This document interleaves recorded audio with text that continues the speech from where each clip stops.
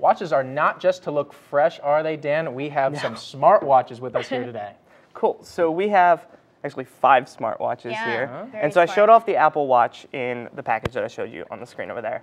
And the big thing with the Apple Watch is it's going to have calls, it's going to have texts, it's going to have notifications, but it's not out yet. So what is out now? Yeah. So we have, these two are the Pebble.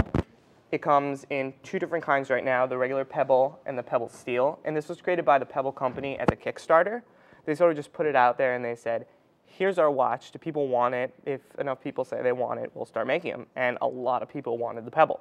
I was going to say, I've never heard of the Pebble brand. Yeah, it's sort of a small brand, but it's a popular watch. If you go into Best Buy today, you can buy a Pebble there. And how much is a Pebble? It goes for around $100 for the original Pebble and $200 for the Pebble Steel, which is the sort of middle one, because currently they're coming out with the Pebble Time, which is the newest one. Huh. I don't know the reason for the name. Crazy. Yeah. Really, most important part of a watch. Also in terms of, it syncs with an iPhone. Is what I believe, so right? these two here work with either an iPhone or an Android. They sync with it so that you would get your notifications straight to the watch. So let's say you get a call, you get a text on the watch, you'll get a vibration, or you'll hear a noise, and you go, okay, I have a text or a call. You can't actually answer it from the watch. Why would you be able to? Yeah, that will be done with your phone.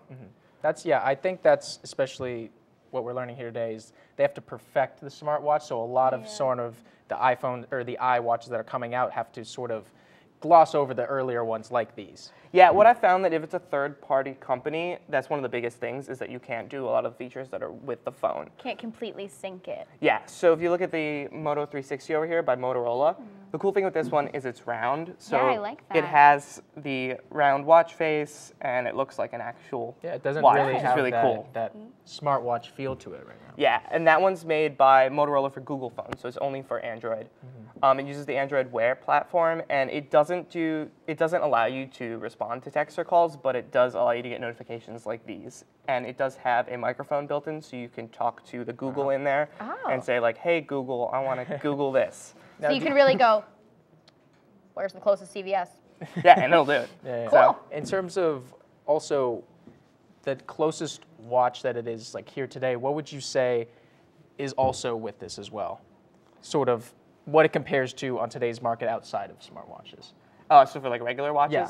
So I'd say of these, the most stylish is probably this one. Yeah. The Apple Watch is definitely going to be the one that's going to be the style watch where it's going to be expensive. There's going to be a gold edition. That's really the one. If you have nice watches, that's what you want.